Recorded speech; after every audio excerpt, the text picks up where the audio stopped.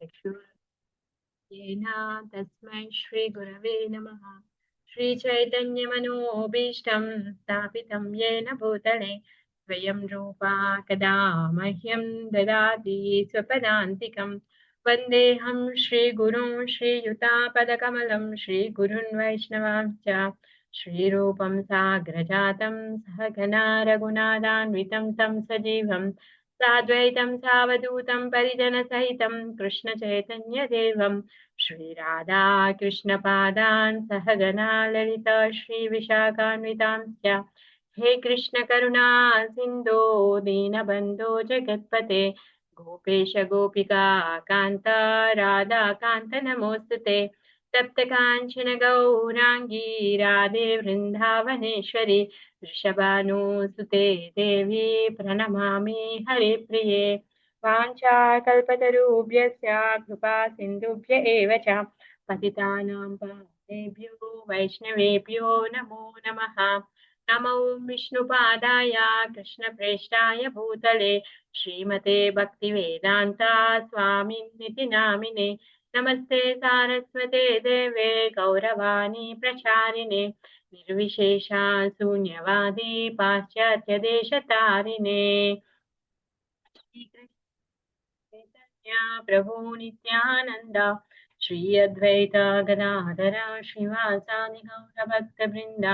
हरे कृष्णा कृष्ण कृष्ण हरे हरे हरे राम राम राम हरे हरे।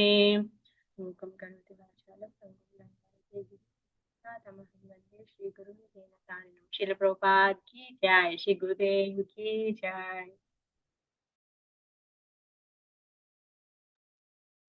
మనము శ్రీకృష్ణుడు ఇంద్రప్రస్థ నుంచి ద్వారకా నుంచి బయలుదేరి ఇంద్రప్రస్థకి వచ్చారు. మొన్న గురువారం రోజు ఆ కథ చెప్పుకున్నాం. కృష్ణుడి యొక్క సభలో మీటింగ్ అవుతుంది.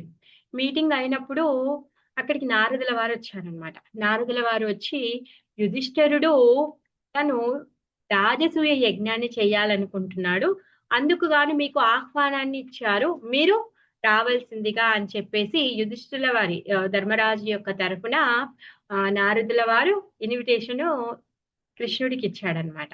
మరి అప్పటి వరకు ఏం జరుగుతోంది అంటే, జరాసంధుడు 20,000 మంది రాజులని ఆయన బందీ చేసి ఆ రాజులందరినీ బలివ్వాలి అని చెప్పేసి ఒక ప్రోగ్రాం ప్లాన్ చేసి పెట్టారు. ఆ 20,000 మంది రాజులందరూ కలిసి ఒక దూతని కృష్ణుడి దగ్గరికి పంపించారు. ఆ దూత యొక్క సమాచారాన్ని విని ఆ జరాసంధుని ఏ విధంగా సంహరించాలి అనే ప్లాన్ జరుగుతూ ఉంది అక్కడ ఆల్రెడీ. అక్కడ జరుగుతూ ఉంటే అక్కడ సభలో ఉన్నటువంటి మిగిలినటువంటి యాదవ రాజులందరూ కూడా ఆ ప్లాన్ చేస్తున్నారంట, ఎంత సైన్యం తీసుకెళ్ళాలి, ఎలా వెళ్ళాలి, ఎక్కడికి వెళ్ళాలి, ఎలా అటాక్ చేయాలి అని చెప్పి. ఆ ప్లాన్ నడుస్తూ ఉండగానే ఇప్పుడు నారదుల వారు వచ్చారనమాట. నారదుల వారు వచ్చి చెప్తున్నారు ఏంటి అంటే, మీరు ఇంద్రప్రస్థకు వెళ్ళాలి అనేసి, అంటే ఇది ఆహ్వానం స్వీకరించండి అని చెప్తున్నారు. అంతలోకే కృష్ణుడు సర్వంతర్యామి, అందరి హృదయాల్లో ఉన్నాడు. ఆయనకు తెలియని విషయం ఏదైనా ఉందా? ఏమీ లేదు. కానీ అందరూ మరి ఇప్పుడు సడన్ గా తను ఏం డిసిజన్ తీసుకోవాలి? ఆయన యొక్క సలహాదారుడు ఎవరు? ఉద్ధవుడు. ఆ ఉద్ధవుడిని అడుగుతాడనమాట. కృష్ణుడికి తెలియంది ఏమీ లేదు, కానీ ఉద్ధవుడిని అడుగుతున్నాడు అనమాట. మరి ఉద్ధవుడు ఎంత గొప్పవాడు! ఉద్ధవుడు కృష్ణుడి యొక్క మనస్సు తెలిసినటువంటి వాడు. ఆయన కృష్ణుడి యొక్క మనస్సుని తెలుసుకొని కృష్ణుడు మనసులో ఉన్నటువంటి మాటని సలహాగా తను ఇవ్వబోతున్నాడు అనమాట. ఆ విధంగా అప్పుడు చెప్తాడనమాట, మీరు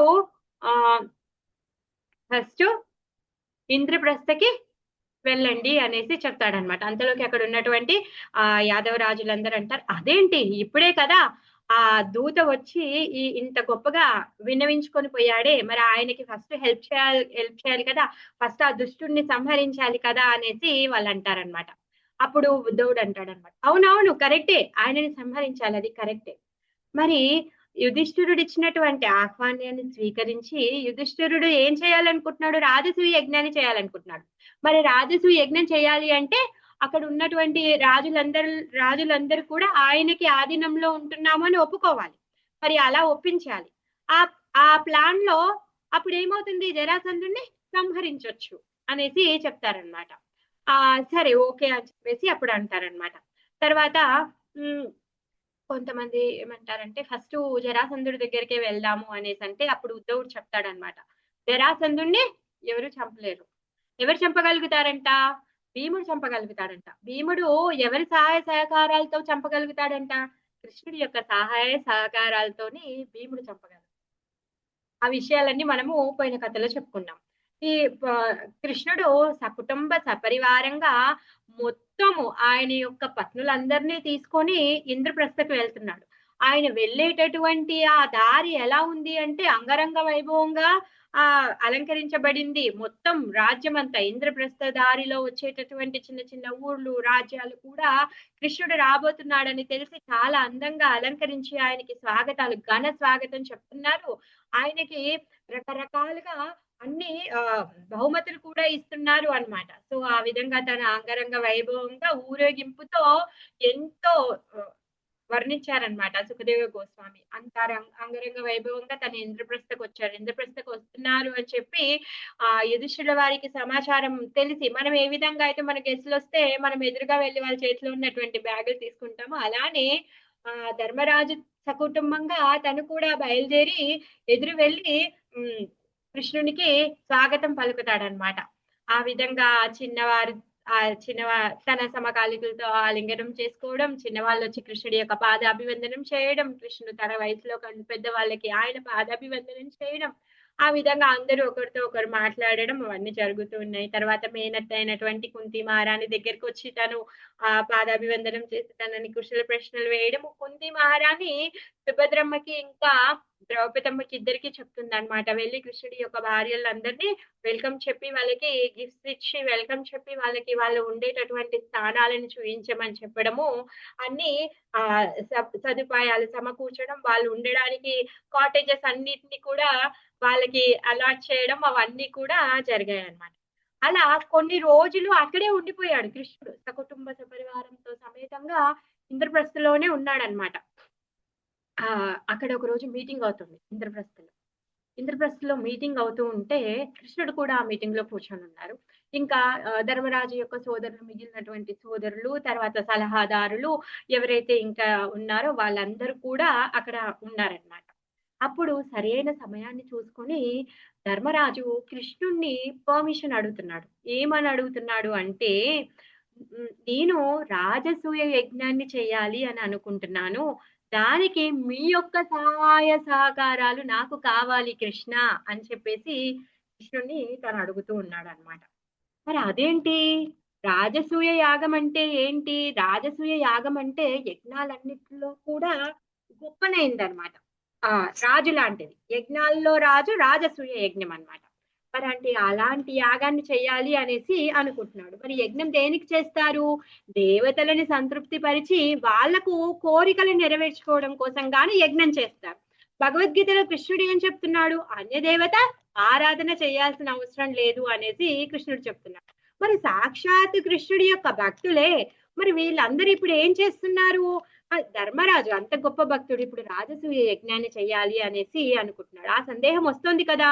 ఎందుకు? మరి ఆయన ఎందుకు చేయాలనుకుంటున్నాడు? మరి ఇప్పుడు యుధిష్ఠిరుడు అంటున్నాడన్నమాట. ఏమంటున్నాడంటే, "కృష్ణ మాకిప్పుడు దేవతల నుంచి పొందాల్సింది ఏమీ లేదయ్యా!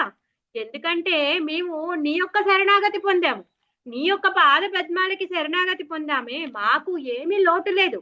మేము చాలా హాయిగా ఉన్నాము. మీ యొక్క అండదండల్లో మీ మీ యొక్క కరుణా దృష్టిలో మేము చాలా సంతుష్టిగా ఉన్నాము. మేము పొందాల్సింది ఏమీ లేదు. కించిత్తు కూడా మేము ఆశించాల్సింది ఇక్కడ మాకు ఎటువంటి కోరిక కూడా, ఏది కూడా దేని మీద ఆసక్తి కూడా మాకు లేదు అనేసి చెప్తున్నాడన్నమాట. ఏమంటున్నాడంటే, మేము నీ భక్తులం కాబట్టి మేమెందుకు సంతుష్టిగా ఉన్నాము? మా దగ్గర ఏదో గొప్ప ఆస్తుంది, లేకపోతే ఇంద్రప్రస్థ ఉంది. మా దగ్గర ఇంత శక్తి ఉంది. ఆ! అర్జునుడి యొక్క గొప్ప విల్లుకారుడే. భీముడు చాలా బలం కలిగినటువంటి వాడు. నకుల సహదేవులు కూడా తెలివివంతులు. ధర్మరాజు సాక్షాత్తు ధర్మరాజు. మరి వాళ్ళ దగ్గరున్నటువంటి బుద్ధి కౌశలమో, లేకపోతే శరీర బలాన్ని చూసుకునే వాళ్ళు సంతుష్టంగా ఉన్నామని వాళ్ళు చెప్పట్లేదు. వాళ్ళేమంటున్నారు? మేము మీ యొక్క భక్తులము. అందుకే మేము చాలా సంతుష్టిగా ఉన్నాము, సంతృప్తిగా ఉన్నాము అనేసి చెప్తున్నారనమాట. మేము ఎవరి మీద ఆధారపడాల్సిన అవసరం లేదు అలా అని చెప్పేసి దేవతలు ఇచ్చేటటువంటి ఫలితాల కోసం గాను మేము ఈ యజ్ఞాన్ని చెయ్యాలి అనేసి అనుకోవట్లేదు. నాకు ఒకటే ఒక కోరిక ఉంది. ఏంటా కోరికంట? ధర్మరాజుకి ఉన్నటువంటి కోరిక, నువ్వు దేవాది దేవుడివి అని నిరూపించాలి అనేసి. నువ్వు ఎవరిపైన ఆధారపడి లేవు. ఈ దేవతలందరూ కూడా నీపైనే ఆధారపడి ఉన్నారు. మరి వీళ్ళిచ్చేటటువంటి వరాలేవైతే ఉన్నాయో, ఈ వరాలు కానీ, మా కోరికలని నెరవేర్చేటటువంటి ఏదైతే ఈ ఫలితాలున్నాయో, యజ్ఞ ఫలితాలున్నాయో, వాళ్ళు స్వతహాగా ఇవ్వలేరు స్వామి. నీ యొక్క కృప వలనే, నీ యొక్క అనుగ్రహం వలనే వాళ్ళు మాకిస్తున్నారు. ఆ విషయాన్ని నేను నిరూపించాలి అనుకుంటున్నాను. ఇంకేంటి ఈ దేవతలందరూ కూడా అప్పుడప్పుడు వాళ్ళున్నటువంటి పొజిషన్ వల్ల వాళ్ళేమనుకుంటున్నారు అంటే, మేము స్వామి యొక్క సేవకులము అని మర్చిపోతున్నారంట. మర్చిపోయి ఏం చేస్తున్నారంట? స్వామి మీదనే అపనిందలు వేస్తున్నారు. స్వామిని తప్పుగా మాట్లాడేస్తున్నారు. అందుకే వాళ్ళకి కూడా చెప్పాలి. ఏంటి? స్వామి ఎవరు? దేవాది దేవుడైన శ్రీకృష్ణుడు. ఆయన లేకుంటే ఎవరూ లేరు అన్న విషయాన్ని ఆయన అందరికీ చాటి చెప్పాలి అనేసి అనుకుంటున్నాడన్నమాట. అందుకే నీ లోపలనే దోషాలను చూసేటటువంటి, నీ పైన నిందలు వేసేటటువంటి వాళ్ళకి ఈ రాజసూయ యజ్ఞాన్ని చేసి నేను చూయిస్తాను అనేసి చెప్తున్నాడన్నమాట. ఎలా చేస్తాడంట? ఈ బ్రహ్మ, శివులని కూడా పిలుస్తాడంట. సకల దేవతలందరినీ కూడా పిలిచి నీకు శరణాగతి పొందాలి, నీ యొక్క పాదాభివందనం చేయాలి అని చెప్పేసి నిరూపిస్తాను అనేసి అంటున్నాడన్నమాట. ఇక్కడ భక్తుడు చూసారా అండి? తను ఏం ఆశించడం లేదు భగవంతుని దగ్గరికి వెళ్ళి.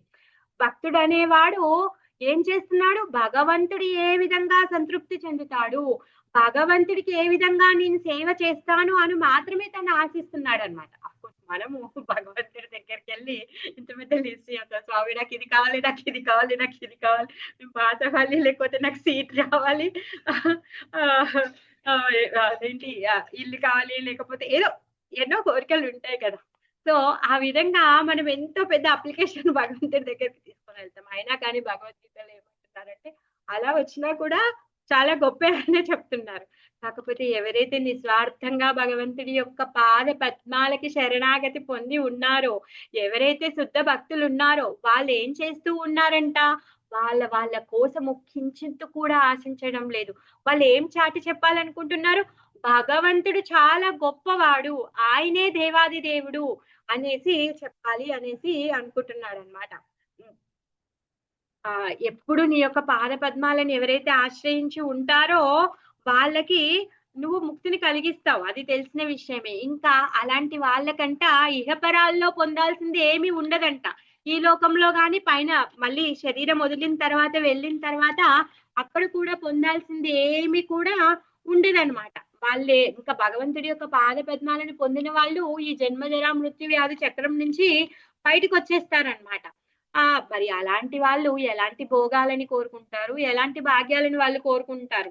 అందుకనే మేము మీ యొక్క శరణాగతిలో ఉన్నాము. మీ యొక్క పాద చిహ్న రక్షణలో మేమున్నాము. అందుకని చెప్పేసి మాకు పొందాల్సినవి ఏమీ లేవు స్వామి అనేసి చెప్తున్నారు.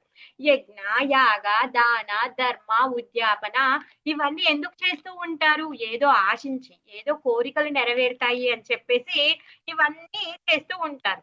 అందుకే ఇక్కడ యుధిష్ఠిరుడు ధర్మరాజు ఏం చెప్తున్నాడు? మేము ఏమీ ఆశించలేదు. మా యొక్క కోరిక ఒకటే, ఈ యజ్ఞం చేయడం వల్ల మేము ఏం నిరూపించాలనుకుంటున్నాము? మిమ్మల్ని దేవాది దేవుడిగా నిరూపించాలి అనుకుంటున్నాము. మీ యొక్క కీర్తిని ఇంకా పెంచాలి అనేసి అనుకుంటున్నాం. అయినా కృష్ణుడికి ఉన్నటువంటి కీర్తి ఇంకెవరికైనా ఉందా అండి? లేదు. కాకపోతే మనము మూర్ఖపు జీవులం. మనం ఏమనుకుంటున్నాము అంటే మనం గొప్ప వాళ్ళము అనేసి అనుకుంటున్నాము. భగవంతుడి యొక్క గొప్పతనాన్ని మనం మరిచిపోయాము. అందుకే భగవంతుడి యొక్క గొప్పతనాన్ని చూయించడానికి భక్తుడు పాకులాడుతూ ఉన్నాడన్నమాట. అందుకే ఈ రాజసూయ యజ్ఞాన్ని చేయాలి అనేసి తను అనుకుంటున్నాడన్నమాట. నువ్వే దేవాది దేవుడు అని వేదాలు చెప్తూ ఉన్నాయి అనేసి చెప్తూ ఉన్నాడన్నమాట. ఇంకా కృష్ణుడి గురించి తను ఇంకా మాట్లాడుతున్నాడు. ఏమంటున్నాడంటే, ఏ విధంగా అయితే చెట్టు పెరగాలి అంటే మనం ఏం చేస్తాం? చెట్టు వేళ్ళలో నీళ్లు పోస్తాం. చెట్టు వేలు లేకపోతే కొమ్మ, రెమ్మ, కాయ, పువ్వు, కొమ్మ, ఆకు ఇవేవి ఉండనే ఉండవు కదా. అదే విధంగా దేవాది దేవుడు లేకపోతే మిగిలినవి ఏవి కూడా లేవు. దేవతలు కానీ, లోకాలు కానీ, గ్రహాలు కానీ, భూమి కానీ, జీవులు కానీ ఏవి కూడా లేనే లేదు. అందుకే నువ్వు దేవాది దేవుడివి, సర్వకారణ కారణుడివి, ఈశ్వర పరమకృష్ణ అని చెప్పేసి నిరూపించడం కోసంగానే ఈ యాగాన్ని చెయ్యాలనుకుంటున్నాను అనేసి చెప్తున్నాడు. ఇంకొక మాట చెప్తున్నాడు అలానే. ఏమంటున్నాడు అంటే, ఇంకా అంటే ఎవరు ఏ డౌట్ అడగొద్దనమాట. కొంతమంది ఏమనుకుంటారంటే, కృష్ణుడు పక్షపాతండి. ఆయన భక్తులు ఎవరైతే ఉన్నారో వాళ్ళకు మాత్రమే ఆయన మేలు చేస్తాడు. మిగిలిన వాళ్ళని పట్టించుకోడు అనేసి అంటూ ఉంటారనమాట. మరి అందుకు ధర్మరాజు అంటున్నాడనమాట. అది వాళ్ళకి తెలియదు స్వామి. ఎందుకంటే నువ్వు ప్రతి ఒక్కరి హృదయంలో ఉన్నావు. అలా అని చెప్పేసి ఇప్పుడు కంసుడు ద్వేషిస్తున్నాడని కంసుడి హృదయంలో కృష్ణుడు లేకుండా పోయాడా? జరాసంధుడు ద్వేషిస్తున్నాడని జరాసంధుడి హృదయంలో కృష్ణుడు లేకుండా పోయాడా? అలా కాదే. చీమ, దోమ, బల్లి, నక్క, పంది, కుక్క, మనిషి, దేవత, రాక్షసి ఎవరైనా సరే అందరి హృదయాల్లో కూడా భగవంతుడు ఉన్నాడు. మరి ఏం చేస్తున్నాడు? అందరి హృదయాల్లో ఉన్నాడు కదా. మరి ఎందుకు ఒక్కొక్కరు ఆ విధంగా ప్రవర్తిస్తూ ఉన్నారు?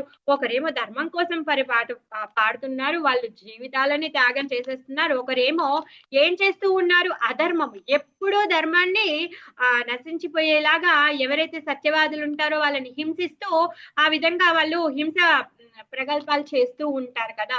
మరి అదేంటి? భగవంతుడు అందరి హృదయంలో ఉంటే అందరినీ సమానంగా చూస్తే అందరూ సమానంగా ఉండాలి కదా అని డౌట్ వస్తుంది అనమాట. అందుకే కృష్ణుడు ఏమంటూ ఉన్నారు? పక్షపాతి అనేసి అంటూ ఉన్నారనమాట. అందుకే ఇక్కడ యుధిష్ఠిరుడు చెప్తున్నాడు అనమాట. ఏమంటున్నాడు అంటే, నువ్వు ప్రతి ఒక్కరి హృదయంలో ఉన్నావు, కరుణామయుడివి, పిలిస్తే పలికేటటువంటి దైవానివి. కాకపోతే వాళ్ళందరూ ఏం చేస్తూ ఉన్నారు? వాళ్ళు చేసేటటువంటి కలాపాలు ఏవైతే ఉన్నాయో, కర్మలు ఏవైతే ఉన్నాయో ఆ కర్మల యొక్క ఫలితాలను ఇచ్చేటటువంటి వాడు కూడా భగవంతుడే. నువ్వు ఎంత దయామయుడివి అంటే వాళ్ళు చేసేటటువంటి కర్మలకి కూడా ఫలితాన్ని ఇస్తున్నావు, వాళ్ళకి అందుబాటులో ఉంటున్నావు అనేసి చెప్తున్నారు. మరి పిల్లోడు ఎగ్జామ్ సరిగా రాయలేదనుకోండి, పిల్లోడు ఎగ్జామ్ లో ఫెయిల్ అవుతాడు. అవునా కదా? అది టీచరు పక్షపాతి, అందుకే నా బిడ్డ అంటే ఇష్టం లేదు, అందుకే తను మార్కులు తక్కువ వేసిందని వెళ్ళి కొట్లాడతావా? నీ కూతురే సరిగా చదవలేదమ్మా, నేను మార్క్స్ ఎలా ఇస్తాను అనేసి అంటుంది. అవునా కాదా? అలానే కృష్ణుడు కూడా మనకి మనం చేసేటటువంటి పనులకు తగ్గట్టుగా ఫలితాన్ని ఇస్తాడు. మనం చేసేటటువంటి పాప కార్యాలకి పుణ్య ఫలాన్ని ఎలా ఇస్తాడు? మనమేమో జీవహింస చేస్తూ ఉంటాం. సుఖంగా ఉండాలి అంటే ఎలా ఉండగలుగుతాము? హింస చేసినప్పుడు దుఃఖం ఉంటుంది. ఆ దుఃఖము మనం అనుభవిస్తాం. ఆ ఏదైతే హత్య చేయబడిన జీవి ఏ విధంగా అయితే ఆ దుఃఖాన్ని అనుభవిస్తుందో అదే విధంగా చేసిన వాడు కూడా దుఃఖం అనుభవిస్తాడు. ఎగ్జామ్ రాసిన వాడు సరిగా రాయకపోతే మార్కులు ఏ విధంగా అయితే తక్కువ వస్తాయో, మనం చేసినటువంటి ప్రతి ఒక్క కార్యానికి ఆ కర్మని మనమే అనుభవిస్తాము. భగవద్గీతలో భగవంతుడు చెప్తున్నాడు. తర్వాత భాగవతంలో కూడా ఆచార్యులు చెప్తున్నారు. ఏమంటున్నారంటే, మాన అవమాన ఆ సుఖ దుఃఖ లాభ నష్ట ఇవి అంట మనం కోరుకున్న విధంగా ఉండవంట. అవి మనం ఆల్రెడీ చేసిన పనులకి తగ్గట్టుగా ఉంటాయన్నమాట. అందుకే ఇక్కడ చాలా డబ్బున్న వాళ్ళని చూస్తాము, చాలా బీద వాళ్ళని చూస్తాము, చాలా అందంగా ఉన్న వాళ్ళని చూస్తాము, వికారంగా ఉన్న వాళ్ళని చూస్తాము, ఎప్పుడు దుఃఖంలో ఉండే వాళ్ళని చూస్తాము, ఎప్పుడు ఆనందంగా, ఉత్సాహంగా, ఉల్లాసంగా ఉండే వాళ్ళని చూస్తాము. ఎందుకు ఇలాంటి భేదం కనిపిస్తోంది అంటే, వాళ్ళు చేసుకున్నటువంటి పూర్వ కర్మ అనుసారంగా భగవంతుడు ఆ ఫలితాన్ని ఇస్తున్నాడు. ఏ పిల్లోడైతే ఏ విధంగా ఎగ్జామ్ రాస్తే టీచర్ ఆ విధంగా మార్క్స్ ఇస్తుందో, ఆ విధంగా భగవంతుడు దయతలిచి మనం చేసినటువంటి కర్మలకి ఫలితాలనిచ్చి తను ఏం చేస్తున్నాడు? అలా అని చెప్పి ఫెయిల్ అయిపోయావు కదా అని చెప్పేసి టీచర్ అవుతే 4వ తరగతిలో ఫెయిల్ అవుతే 4వ తరగతిలోనే కూర్చోబెడుతుంది. తనకేమి ప్రమోషన్ ఉండదు. కానీ భగవంతుడు మనని అలా మాత్రం వదిలేయలేదు సుమి. మనము భగవంతుడు ఇచ్చినటువంటి నియమాలను సరిగా పాటించకుండా, మనము లైఫ్ అనే ఏదైతే భగవంతుడు నేర్పించే పాఠంలో మనం ఫెయిల్ అయినా, మనకి గాలి ఇవ్వకుండా ఊరుకోలేడు, లైట్ ఇవ్వకుండా ఊరుకోలేడు, వాటర్ ఇవ్వకుండా ఊరుకోలేడు, మనం నివసించడానికి భూమి ఇవ్వకుండా ఊరుకోలేడు, మనని గాలి పీల్చుకోవడానికి ఆక్సిజన్ ఇవ్వకుండా ఊరుకోలేడు. తనను మనకేమి పనిష్మెంట్ ఇవ్వట్లేదు. అయినా కానీ మనం ఎన్ని చేసినా కానీ మనకి అనంతంగా, అసలు మనం ఇప్పటి వరకు కరెంటు బిల్లు కట్టలేదు డేలో, మనం ఓన్లీ నైట్ టైంలోనే వాడుకుంటే వాచిపోతుంది కరెంటు బిల్లు. అది డే టైంలో కూడా కడితే ఎంతగా వాచిపోతుంది? సూర్యుడు ఎంత లైట్ ఇస్తున్నాడు. ఏ రోజైనా కట్టామా మనము? ఆ! గాలి ఎండాకాలంలో కొంచెం సేపు గాలి రాకపోతే మనం ఏం చేస్తాము? ఫ్యాన్ ఫుల్ స్పీడ్‌లో పెట్టేసుకుంటాం. కానీ మరి 24 గంటలు మొత్తము సంవత్సరం అంతా మన జీవితం అంతా గాలిని పీల్చుకుంటూనే ఉన్నాము. ఆక్సిజన్ పీల్చుకుంటూనే ఉన్నాము. పీల్చుకుంటూనే ఉన్నాం. ఏ రోజన్నా ఫీజు కట్టామా మనం? కట్టలేదే. నీళ్లు తాగుతున్నాం. ఎన్ని నీళ్లు తాగుతున్నాం, పడేస్తున్నాం. అసలు విలువ లేకుండా కొల్లాయిలో వదిలేస్తాము. ఒక్కొక్కసారి బంద్ చేయడం కూడా మర్చిపోతాం. మరి ఎప్పుడైనా వాటర్ కట్టామా? అంటే అఫ్‌కోర్స్ ఇప్పుడు అంటే మనం ఏదో ఏమంటారు అక్కడి నుంచి ఇక్కడి నుంచి తెప్పించుకుంటున్నామని దానికి పే చేస్తున్నాం కానీ మరి అసలు ఆ నీళ్ళు ఎక్కడి నుంచి వస్తున్నాయి? మనం తయారు చేస్తున్నామా? లేదే. అలా అని చెప్పి భగవంతుడు మనము ఆహ్, సరిగా లేమే, బుద్ధిమంతులం కాదు అని చెప్పేసి ఇవన్నిటిని కట్టేసాడా? కట్టేయలేదు. అంత పరమ దయాళు. తను మన హృదయంలో ఉండి, మనం ఎలా ఉన్నా, ఏం చేసినా అన్నీ భరిస్తూ ప్రతి ఒక్కటి కూడా తను మన కోసం సమకూరుస్తూ ఉన్నాడు. భగవంతుడిచ్చేటటువంటి సారవంతంతో మనం తినేటటువంటి అన్నము, కూరలు, పండ్లు ఇవన్నీ పెరుగుతూ ఉన్నాయే. అవి కూడా లేకపోతే మనం ఎలా బ్రతుకుతాము? అంటే ఏం చేస్తున్నాడు భగవంతుడు? ప్రతి ఒక్కటి కూడా మన కోసంగాను తను సమకూరుస్తూ ఉన్నాడనమాట. ఇక్కడ భగవంతుడి యొక్క కృప అలాంటిది. అందుకే ధర్మరాజు చెప్తున్నాడు, "నువ్వు పక్షపాతివి కాదు. ప్రతి ఒక్కరి హృదయంలో ఉన్నావు."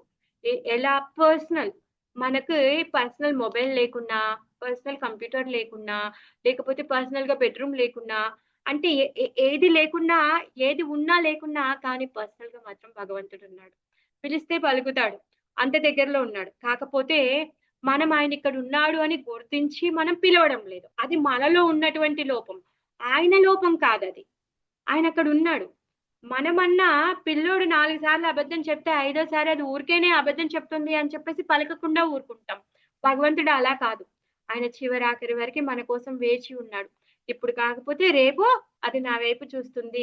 ఈరోజు కాకపోతే రేపు నన్ను పిలుస్తుంది అని చెప్పేసి వేచి ఉన్నాడు. అలాంటి కరుణామయుడు. అందుకే ఇక్కడ యుధిష్ఠిరుడు అంటున్నాడన్నమాట. "నువ్వు పరమ కరుణామయుడివి.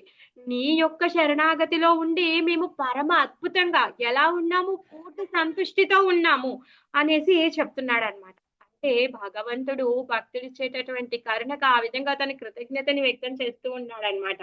హ్మ్. అందుకే ఇప్పుడేంటి నీకు ఆహ్, మేము చేసేటటువంటి ఈ యజ్ఞం ఏదైతే ఉందో ఆహ్, ఆహ్, హ్మ్. ఆ యజ్ఞానికి మీ యొక్క సహాయ సహకారం కావాలి అనేసి చెప్తున్నాడనమాట. ఇంకొక మాట ఏమంటున్నాడంటే, "నువ్వు కల్పవృక్షం లాంటి వాడివి. ఏది కోరితే అది ఇస్తావు. కల్పవృక్షాన్ని దగ్గరికి వెళ్లి ఏది అడిగితే అది ఇస్తాడు. మరి అలాంటప్పుడు మనం కల్పవృక్షాన్ని దగ్గరికెళ్లి రూ. 10 అడిగామనుకోండి, రూ. 10 ఇస్తాడు. మనం ఒక రూ. 1,00,00,000 అడిగామనుకోండి, రూ. 1,00,00,000 ఇస్తాడు. అడిగేవాడి మీద ఆధారపడింది. మనం భగవంతుడి దగ్గరికెళ్లి మన యొక్క పూర్ణ స్థితిని అడిగామనుకోండి, పూర్ణం అంటే మనం పూర్ణం అవ్వడానికి ఏది కావాలో అవన్నీ ఇస్తాడు. అలా కాకుండా, అలా కాదు నాకొక ఇల్లు కావాలి, నాకొక కారు కావాలి, నాకొక ఉద్యోగం కావాలి. అలా మనం లిస్ట్ ఇచ్చామనుకోండి, అవే ఇస్తాడు. కానీ మనం అనుకున్నటువంటి ఆ ఇల్లు మనకు సరిపోదేమో. ఆ ఉద్యోగంకొచ్చే పైసలు మనకు సరిపోవేమో. ఆ కారు కూడా సరిపోదేమో. ఆ విధంగా మనం అడిగేటటువంటి కోరికనే లోపంగా ఉంది. అందుకే మనం ఏమనుకుంటున్నాము భగవంతుడు పక్షపాతి అనేసి అనుకుంటున్నాం. అందుకే భక్తులు అలా కాదు. అందుకే భక్తులనైతే తను చూస్తాడు అనేసి అందరూ అనుకుంటున్నారు. మరి భక్తులను ఎందుకు చూస్తున్నాడంట? భక్తులు ఆయన దగ్గరికెళ్ళి ఇది కావాలి, అది కావాలి అని అడగరంట. ఆయననే అడుగుతారనమాట. ఆయనే ఉంటే ఇంక మనకి ఇంకేం తక్కువ? అందుకే ఆయనని వీళ్ళందరూ ఏమనుకుంటున్నారంటే అడగడం రాక భగవంతుడి దగ్గరికెళ్ళి అసలు వాళ్ళ కోరికే వాళ్ళకి సరిగా తెలీదు. వాళ్ళు ఏం అడగాలో వాళ్ళకి తెలీదు. అందుకని చెప్పి కృష్ణుడిని పక్షపాతి అనుకుంటున్నారు. ఆయన కల్పవృక్షం లాంటి వాడు. ఏది అడిగితే ఎవరు అడిగితే వాళ్ళకిచ్చేస్తాడు. ఆ విధంగా మన లోపల ఉన్నటువంటి కోరిక ప్రకారంగానే మనం ఇప్పుడు జీవించేటివి, పొందేటివి, తర్వాత అన్నీ కూడా మన కోరికానుసారంగానే మనం పొందుతున్నామనమాట. అలా కాకుండా స్వయంగా భగవంతుడినే పొందాలని కోరుకుంటే అలా ధర్మరాజులాగా మేము సంతుష్టంగా ఉన్నామని తను సంకోచం లేకుండా తను చెప్తున్నాడు. మేము చాలా హ్యాపీగా ఉన్నాము. మేము పొందాల్సింది ఏమీ లేదు అనేసి తను చెప్తున్నాడనమాట. అలా. అయితే ఇప్పుడు కృష్ణుడు ఇదంతా విన్న తర్వాత చెప్తున్నాడనమాట. ఒక నవ్వు నవ్వి గుడ్. గుడ్. ఓకే. అనేసి చెప్తున్నాడనమాట. హ్మ్. ధర్మరాజువి నువ్వు. శత్రువులని నశింపచేసే కలిగేటటువంటి సాక్షాత్ ధర్మరాజు. ఎందుకంటే ధర్మానందనుడు కదా! సో, నీకు ధర్మం ఎప్పుడు నీ వైపే ఉంటుంది అనేసి చెప్తున్నాడనమాట. సాక్షాత్ ధర్మమూర్తివి నువ్వు అనేసి చెప్తున్నాడు. సో, నేను నీకు అండగా ఉన్నాను అనేసి చెప్తున్నాడనమాట. తర్వాత ఇంకేమంటున్నాడంటే నీ కీర్తి నువ్విప్పుడు రాజసూయ యజ్ఞాన్ని చెయ్యాలి అనుకుంటున్నావు కదా! నీ కీర్తి మొత్తము ఎప్పుడు కూడా శాశ్వతంగా ఉంటుంది అనేసి చెప్తున్నాడనమాట. ఆహ్, అంటే దేవతలు కానీ, ఋషులు కానీ, మహర్షులు వీళ్ళందరూ కూడా అందరూ కూడా నీకు మిత్రులవుతారు అనేసి చెప్తున్నాడనమాట. హ్మ్. నువ్వు చేసేటటువంటి ఈ యాగంతో సర్వజీవులందరూ కూడా సంతృష్టి పొందుతారు అనేసి చెప్తున్నారనమాట. బావుంది. నువ్వు రాజసూయ యజ్ఞాన్ని చెయ్యాలి అనుకుంటున్నావు. మరి రాజసూయ యజ్ఞం చేయాలి అంటే, రాజసూయ యజ్ఞానికంటే ముందు ప్రపంచంలో ఉన్నటువంటి రాజులందరిని కూడా నువ్వు జయించాలి. వాళ్ళ దగ్గర నువ్వు కప్పాన్ని వసూలు చేయాలి అనేసి తను చెప్తున్నాడనమాట. అందుకు గాను ఇప్పుడు నీ సోదరులని పంపించు అనేసి చెప్తాడనమాట. ఆహ్ భీమార్జున, తర్వాత నకుల సహదేవులు మీరందరూ కూడా చాలా పుణ్యాత్మలు అని ఇప్పుడు కృష్ణుడు ఈ పాండవులని పొగలడం మొదలుపెట్టారనమాట. ఇంకేమంటున్నాడు అంటే, "నేను మీకెందుకు దాసోహమయ్యాను? మీరు ఎప్పుడూ కూడా మీరు నా యొక్క సేవలో ఉన్నారు. మీ యొక్క ఇంద్రియాలని మీరు జయించి, మీ ఇంద్రియాలతో నా సేవలో పెట్టి నన్ను వశపరుచుకున్నారు. అందుకే నేను మీకు దాసోహమయ్యాను" అనేసి చెప్తున్నారనమాట. పాండవులంట ఎప్పుడు కూడా నిరంతరం కూడా భగవంతుడి యొక్క పాదపద్మాల సేవలో ఉన్నారనమాట. అందుకే కృష్ణుడేమంటున్నాడు, "నేను మీకు దాసోహమయ్యాను" అనేసి చెప్తున్నాడు. కృష్ణుడు చెప్తాడు, "ఎవరైతే నన్ను కీర్తిస్తారో వాళ్ళ హృదయాల్లో నేనుంటాను. వాళ్ళకి నేను అమ్ముడు పోతాను" అనేసి చెప్పాడు. అందుకే ఇప్పుడు స్వయంగా కృష్ణుడే చెప్తున్నాడు, "మీరు చేసేటటువంటి సేవ ఏదైతే ఉందో, ఆ సేవకు నేను మీకు దాసోహమయ్యాను" అనేసి చెప్తున్నాడనమాట. ఇంకేమంటున్నాడంటే, "ఈ ముల్లోకాల్లో పెద్ద గొప్ప శక్తిమంతులెవరు లేరు. ఎందుకు గొప్ప శక్తిమంతులు లేరు? ఏమంటున్నాడు అంటే, భగవంతుడి దగ్గర షడైశ్వర్యాలున్నాయి. ఏంటి? ధనము, కీర్తి, శక్తి, సౌందర్యము, జ్ఞానము, వైరాగ్యం. మరి ఆయన భక్తులకు కూడా చాలా గొప్ప గొప్ప లక్షణాలుంటాయి. మరి ఆయన భక్తులను ఎవరైనా ఓడించగలుగుతారా? అందుకే నిన్నెవరు ఓడించలేరు. ఎందుకంటే ఈ షడైశ్వర్యాలు కలిగినటువంటి కృష్ణుడి యొక్క సేవకులు. మరి అలాంటి వాళ్ళని ఎవరైనా ఓడించగలుగుతారా అంటే ఎవరు ఓడించలేరు. అందుకే నీకు దిగ్విజయము లభిస్తుంది అని చెప్పేసి కృష్ణుడు ధర్మరాజుని బాగా ప్రోత్సహిస్తాడనమాట. ఇంకా దాంతో యుధిష్ఠిరుడు ఇప్పుడు మళ్ళీ కృష్ణుడికి థాంక్స్ చెప్తున్నాడనమాట. చెప్పి అన్ని రాజ్యాలని 4 దిక్కుల్లో ఉన్నటువంటి రాజ్యాలని గెలిసి రమ్మని చెప్పేసి నలుగురు తమ్ముళ్ళని తను పంపించబోతూ ఉన్నాడనమాట. సహదేవుడినేమో శృంజయ రాజ్యానికి దక్షిణం వైపు, నకులుడినేమో మత్స్య రాజ్యం వైపు పశ్చిమానికి, అర్జునుడినేమో కైకేయ రాజ్యం ఉత్తరం వైపు, భీముడినేమో మాద్రి దక్షిణం వైపు పడమర వైపు తను పంపించేశాడనమాట. మరి కృష్ణుడు ఏం చేస్తూ ఉంటాడు? చతుర్భుజ రూపంలో ఉంటాడు. ఏమేం పట్టుకొనుంటాడు? శంఖ, చక్ర, గదా, పద్మాలని పట్టుకొనుంటాడు. మరి ఈ శంఖ చక్రాలు ఏం చేస్తూ ఉంటాయి అంటే, ఎవరైతే దుష్టులున్నారో వాళ్ళని సంహరిస్తూ ఉంటాయి. మరి శంఖము ఇంకా పుష్పం ఏం చేస్తూ ఉంటుందంటే, శంఖాన్ని పూరించి పుష్పంతో కృష్ణుడు ఆశీర్వదించి భక్తుడిని దగ్గరికి తీసుకుంటూ ఉంటాడనమాట. అందుకే ఇంకా వీళ్ళు నలుగురు ఏం చేస్తూ ఉన్నారంటే ఎవరిపైన దండయాత్ర చెయ్యరు. వాళ్ళ దగ్గరికి వెళ్లి, ఆ రాజు దగ్గరికి వెళ్లి అడుగుతారనమాట. ఇప్పుడు మా అన్నగారైనటువంటి ధర్మరాజు రాజసూయ యజ్ఞాన్ని చెయ్యాలనుకుంటున్నారు. మీరు సమ్మతిస్తారా? అని వాళ్ళని అడిగి, ఒకవేళ సమ్మతించకపోతే వాళ్ళతో యుద్ధం చేస్తారు. సమ్మతించ స యుద్ధం చేసి వాళ్ళని ఓడించి, వాళ్ళని సమ్మతించేలాగా చేసి, ఆ యాగానికి వాళ్ళ దగ్గర నుంచి కప్పాన్ని తీసుకొనొస్తారనమాట. ఆ విధంగా మొత్తం 4 దిక్కుల్లో వీళ్ళు వెళ్లి, నలుగురు అన్నదమ్ముళ్ళు అందరి దగ్గరికి వెళ్లి కప్పాన్ని తీసుకొస్తారు. గొప్ప గొప్ప గిఫ్ట్స్ ఎంతో గొప్ప బహుమానాలుంటాయన్నమాట. ఆ బహుమానాలన్నీ తీసుకొనొచ్చి అన్నగారికిస్తారనమాట. మొత్తం అందరూ కూడా 4 దిక్కుల్లో ఉన్న వాళ్ళందరూ కూడా ఒప్పుకున్నారు. ఒక్కడే ఒక్కడు ఒప్పుకోలేదు. ఎవరు అంటే జరాసంధుడు. ఆ జరాసంధుడు ఒప్పుకోడనమాట. ఒప్పుకోకపోయేసరికే హ్మ్. మరి ఎలా? ఇప్పుడు జరాసంధుడు మీ దగ్గరికి వెళ్లి యుద్ధం చేయాలి. ఎందుకు వీళ్ళు రాజసూయ యజ్ఞాన్ని చేయాలనుకుంటున్నారు. ఇప్పుడు మరి అందరి పైన వాళ్ళ ఆధిపత్యాన్ని వాళ్ళు చాటి చెప్పాలి అంటే జరాసంధుని చేయ చేయాలి. అప్పుడు కృష్ణుడు చెప్తాడన్నమాట. జరాసంధుడి దగ్గరికి వెళ్ళాలి అంటే ఉద్ధవుడు ఆ రోజు చెప్పినటువంటి ప్లాన్ ఏదైతే ఉందో ఆ ప్లాన్ ప్రకారమే మనం వెళ్తే జరాసంధుడిని ఓడించగలుగుతాము. లేకపోతే జరాసంధుడిని ఓడించలేము అని చెప్పేసి చెప్పాడన్నమాట. ఉద్ధవుడు ఏం చెప్పాడు?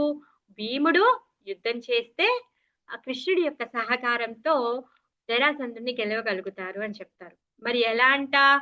సైన్యాన్ని తీసుకొని వెళ్తే గెలుస్తారని చెప్పలేదు. ఎందుకంటే ఆయన దగ్గర ఉన్నటువంటి సైన్యానికి మనం తులతూగలేము. ఆయన దగ్గర అసంఖ్యాకమైన సైన్యం ఉంది. అంటే 23 అక్షయోనిల సైన్యాన్ని తీసుకొని 18 సార్లు వచ్చాడు. ఇప్పుడు మీరు తీసుకెళ్లేటటువంటి సైన్యం ఆయనకేం పెద్ద గొప్ప కార్యమేం కాదు అని చెప్పేసి ఉద్ధవుడు చెప్తాడు. ఏమంటాడు? మీరు బ్రాహ్మణ వేషంలో వెళ్ళాలి. అక్కడికి వెళ్లి దానంగా ఏం పొందాలి? యుద్ధం చేయాలనుకుంటున్నాము అని అడగాలి అనేసి ఉద్ధవుడు చెప్తాడన్నమాట. ఆ పని చేయడం కోసంగానే అలా చెయ్యాలి అని చెప్పేసి కృష్ణుడు చెప్తాడన్నమాట. ఆ విధంగా ఆ మాటను విన్న తర్వాత యుధిష్ఠిరుడు దానికి సమ్మతించి భీముణ్ణి అర్జున్ని ఇచ్చి కృష్ణుడితో ఇచ్చి పంపిస్తాడన్నమాట. ఈ ముగ్గురు కూడా ఏం చేస్తున్నారు?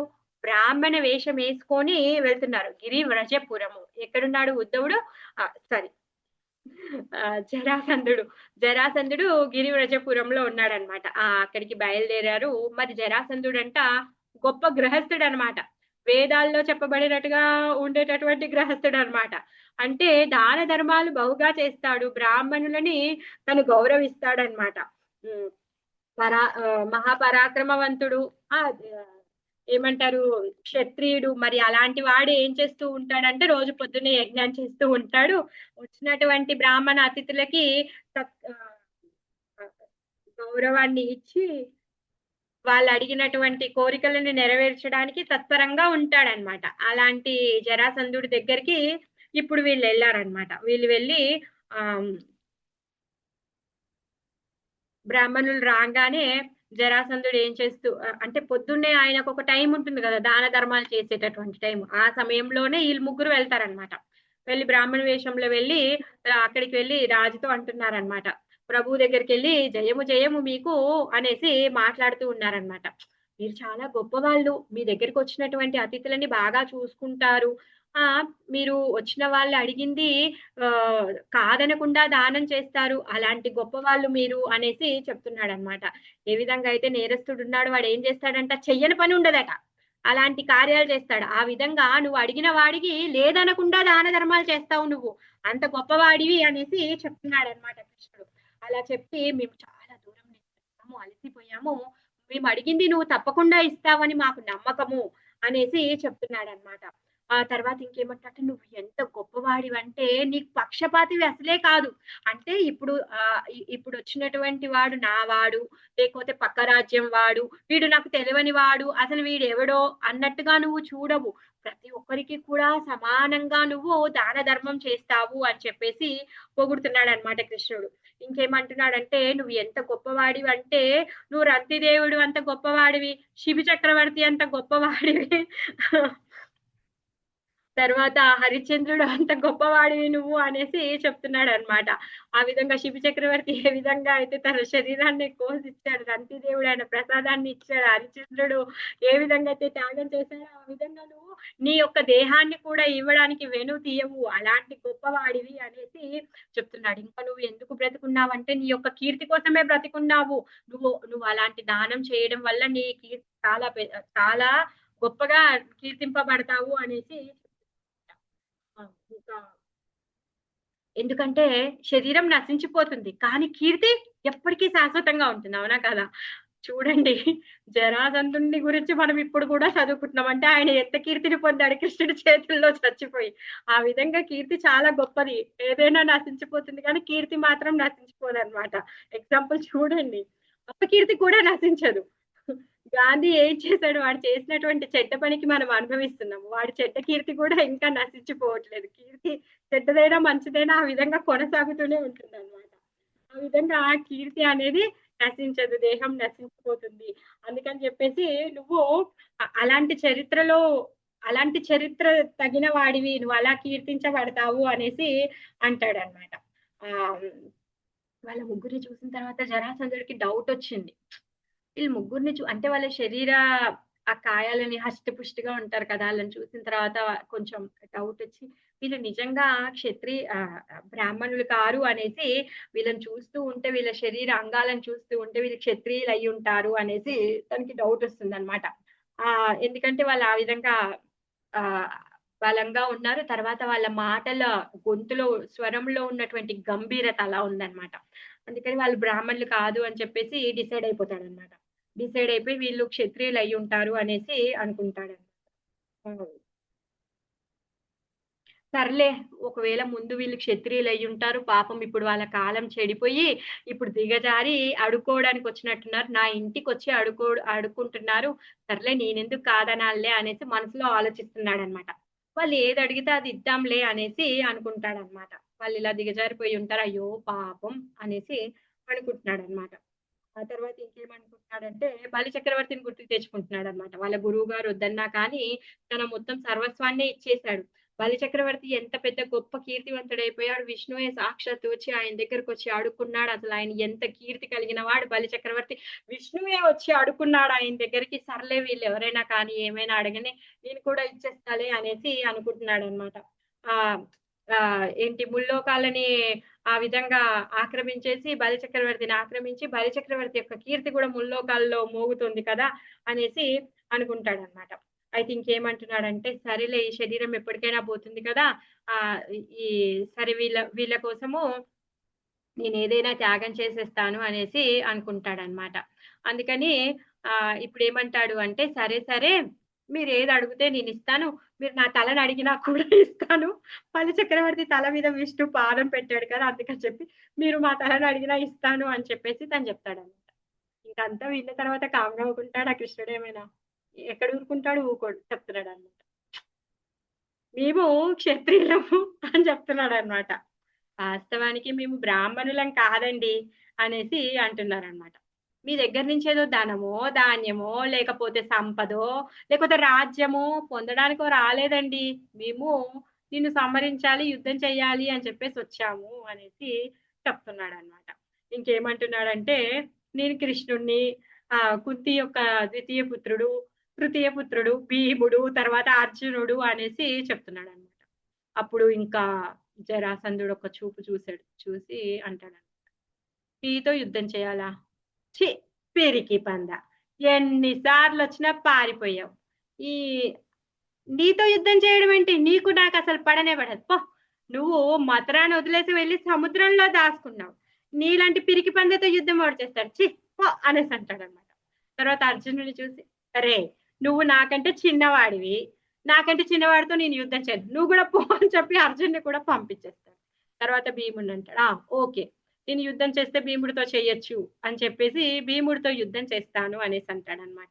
భీముడితో యుద్ధం చేయడానికి ఒప్పుకొని ఒక గదను తీసుకొస్తాడు. తీసుకొచ్చి భీముడి చేతిలో పెట్టేసి తను గూడా ఇంకో గదను పట్టుకుంటాడనమాట. ఆ విధంగా భీముడికి ఇంకా జరాసంధుడికి మధ్యలో యుద్ధం మొదలైంది.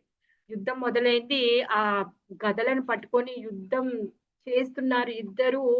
ఎలా ఉంది అంటే పెద్ద పెద్ద ఏనుగులు 2 కొట్లాడితే ఎలా ఉంటాయి? వాటి యొక్క కోరలతోని, వాళ్ళ యొక్క మస్తకాలతోని పోరాడితే ఎంత భీకరంగా ఉంటుందో ఆ విధంగా ఉందంట యుద్ధం. అసలు ఆహ్, వ కొట్టుకుంటున్నారనమాట. గదను వేసి కొట్టుకుంటున్నారు. ఆ విధంగా మొత్తం రోజంతా అయిపోయింది. అయిపోయింది. చీకటయిపోయింది. చీకటయిపోయేసరికి యుద్ధాన్ని విరమించేశారు. మళ్ళీ రెస్ట్ తీసుకున్నారు. నెక్స్ట్ డే మళ్ళీ యుద్ధం స్టార్ట్ చేశారు. ఆ విధంగా ఎన్నో గదలు ఆహ్, మొత్తం చూర చూర అయిపోయాయి. అసలెలా అంటే సుఖదేవ గోస్వామి చెప్తున్నారనమాట. చెరుకు తోటలోకి 2 ఏనుగులు దిగి ఏ విధంగా గొడవ పడతాయంటే చెరుకు గడలు తీసుకొని మొత్తం పొలమంతా నాశనం చేశాయంట 2 కలిసి. ఆ విధంగా వీళ్ళిద్దరు కూడా పోరాడుతూ ఉన్నారనమాట.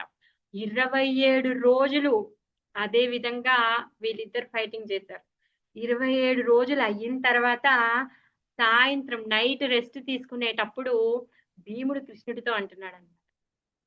కృష్ణ, జరాసంధుడిని ఓడించడం సాధ్యం కాదేమో అనేసి అంటాడన్నమాట.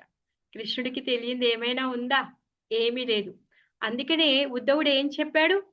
భీముడికి నీ యొక్క సహకారంతోనే జరాసంధుడు చనిపోతాడు అనేసి చెప్పాడు.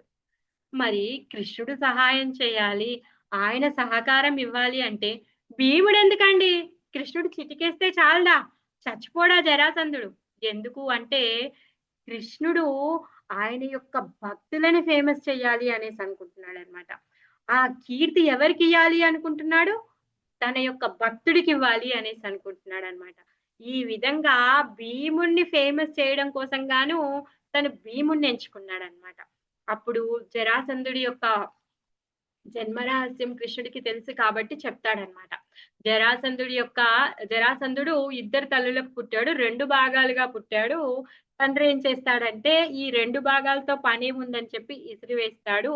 జర అనే మంత్రగత్తెకి ఈ 2 భాగాలు దొరికితే తన మంత్రశక్తితో అతికించి తనని పిల్లోడిగా చేస్తుంది తను. ఆ విధంగా తను జరాసంధుడయ్యాడు అనేసి తన యొక్క జన్మ రహస్యాన్ని చెప్తాడనమాట. ఆ విధంగా తనని 2 భాగాలుగా చీల్చివేయాలి అని చెప్పేసి ఒక ఆకు రెమ్మని తీసుకొని దాన్ని చీల్చివేసి ఏ విధంగా చీల్చాలో చూయిస్తాడనమాట. అప్పుడు భీముడు ఏం చేస్తాడంటే ఆ 28వ రోజు చేసేటటువంటి యుద్ధంలో భీకరంగా పోరాడుతున్నారనమాట. గదలు చూర్ణమైపోయాయి. గదలు చూర్ణమైపోయిన తర్వాత జరాసంధుడిని కింద పడేశాడు. కింద పడేసి జరాసంధుడి యొక్క కాలు మీద ఒక కాలు పెట్టి ఇంకో కాలుని చేతిలో పట్టుకొని చెరుకు గడని చీల్చేసినట్టుగా జరాసంధుడిని నిలువుగా 2 భాగాలుగా చీల్చేశాడు. 2 కాళ్ళు వేరు అయిపోయాయి. ఒక చెయ్యి, ఒక కన్ను, సగం ముక్కు, నోరు, ఒక చెవు, ఒక ఛాతి అన్ని కూడా 2 భాగాలుగా విడిపోయాయి అన్నమాట. ఆ విధంగా సో జరాసంధుడు ఆ విధంగా విముక్తి కలుగుతుందన్నమాట. భీముడిని జరాసంధుడు ఏ విధంగా చనిపోతాడో చెప్పి జరాసంధుణ్ణి భీముడి చేతిలో వధింపచేసి భీముడి యొక్క గొప్పతనాన్ని పెంచి ఆ విధంగా ధర్మరాజు యొక్క రాజసూయ యజ్ఞానికి సహకారాలు కృష్ణుడు అందిస్తూ ఉన్నాడనమాట. ఎప్పుడైతే జరాసంధుడు చచ్చిపోయాడనే వార్త విన్నారో ఆ మగధ రాజ్యంలో ఉన్న వాళ్ళందరూ కూడా ఊపిరి పీల్చుకున్నారంట. అసలు ఆహాకారాలు చేస్తున్నారు. ఆయన యొక్క ఆధ్వర్యంలో ఇప్పుడు 20,000 మంది రాజులు ఉన్నారు. వాళ్ళందరూ కృష్ణుని చాలా గొప్పగా కీర్తిస్తూ ఉన్నారు. ఉద్ధవుడు చెప్తాడనమాట, ఈ రాజుల యొక్క పత్నులు చాలా గొప్పగా నిన్ను కీర్తిస్తారు అనేసి చెప్తారనమాట. ఆ విధంగా సో జరాసంధుడు చనిపోయిన తర్వాత ఇంకా పాండవుల పైన ఎవరైనా కన్నేస్తారా? మొత్తము అన్ని రాజ్యాల్లో 4 దిక్కుల్లో ఉన్నటువంటి రాజులు సమ్మతించిన తర్వాత ఈ జరాసంధుడు ఒక్కడే కాదన్నాడు. వాడిని సంహరించిన తర్వాత ఇప్పుడు పాండవుల వైపు ఎవరైనా కన్నేస్తారా? ఎవరు కన్నేయలేరు అనేసి ఇప్పుడు ప్రపంచ శాంతికి ఇంకా భగ్నం కలగదు అనేసి చెప్తున్నారనమాట. మరి ఎవరైతే కృష్ణుడి యొక్క ఆశ్రయాన్ని పొందుతారో వాళ్ళని ఎప్పుడు కృష్ణుడు రక్షిస్తూ ఉంటాడు. ఎప్పుడైతే శాంతికి భగ్నం కలుగుతూ ఉంటుందో ఆ రాక్షసులని ఎప్పుడు భగవంతుడు సంహరిస్తూ ఉంటాడు. ఆ విధంగా ఈ జరాసంధుడిని చంపేసి అక్కడ శాంతిని నెలకొల్పాడనమాట కృష్ణుడు. ఈ రాజులందరినీ కూడా విడిపించేశారు. వాళ్ళందరూ కూడా సంతోషంగా కృష్ణుణ్ణి కీర్తిస్తూ వాళ్ళు వెనకకి వెళ్ళిపోయారనమాట. ఈ విధంగా ఈరోజు జరాసంధుడు విముక్తి కలిగింది. హరే కృష్ణ.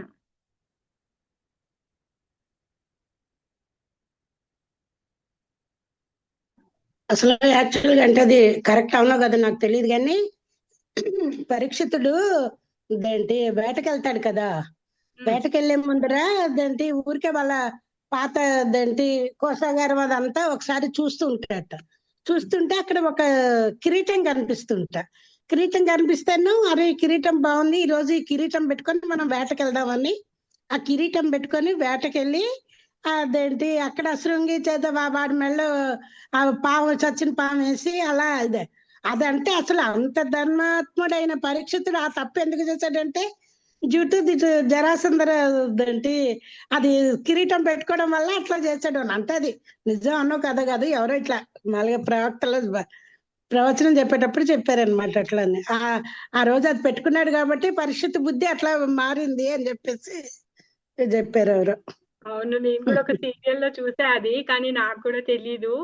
అదే కాకపోతే అదే ఆ కాకపోతే నేను మహారాజ్ చెప్పేటప్పుడు విన్నాను అనమాట. అంటే కలియుగం ఆరంభం రాబోతుంది, సో కృష్ణుడు అంతర్ధానం అయిపోయాడు కాబట్టి మరి కృష్ణుడు భాగవత రూపాన్ని తీసుకోవాలి, దాన్ని స్థాపించాలి అంటే దానికి పనిముట్టుగా ఆ పరీక్షిత్తుని పరీక్షిత్తుని వాడుకున్నాం పరీక్షిత్తుని వాడుకున్నారు. వాడుకున్నారు అని, అందుకే అదే అదే పరీక్షిత్తు ఆ విధంగా తను ప్రవర్తించాడు ప్రవర్తించాడు. అనేది.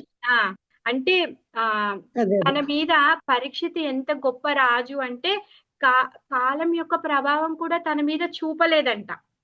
అలాంటి నిష్ట కలిగినటువంటి అవునవును వాడు. ఎందుకంటే స్వయంగా భగవంతుడు తల్లి భుజంలో ఉన్నప్పుడు ఆయన రక్షించాడు. అవును అందుకే ఆయనకి పరీక్షిత్ అని పేరొచ్చింది. ప్రతి క్షణం అవును అనుక్షణం ఆ దర్శనం చేసుకోవడం కోసంగానే తను తహతహలాడుతూ ఉన్నాడు. అవునాయన. ఆ ఆయన పైన ఈ కాలం కానీ, అదే శాపం అదే కానీ, ఈ శాపం కూడా ఒకవేళ ఆయన చనిపోను అనుకుంటే శాపం కూడా ప్రభావం చూయించదంట. కాకపోతే ఆయన లేదు, నేను భగవంతుడి యొక్క కోరిక మేరకే నాకిప్పుడు ఈ శాపాన్ని పొందాను. మరి ఈ మిగిలిన సమయాన్ని నేను భగవంతుడి చింతనలో ఉమ్. పెట్టాలి కాబట్టి నేను ఆ శాపాన్ని స్వీకరిస్తాను అనేసి తను అంగీకరిస్తాడు కదా! అలా అంటే ఇంకా అవునవును మా మా ఇప్పుడు అర్జున్‌ని వంకగా పెట్టి భగవద్గీతని చెప్పారు. ఆయనను వంకగా పెట్టి అవును భాగవతం అదే చెప్పారు. అదే అన్ని అదే కార్యాలు అదే మన మనకి కోసమే. భాగవతం గుర్తించింది. అదే అదే. Thank you Mataji. హరే కృష్ణ. హరే కృష్ణ. హరే కృష్ణ.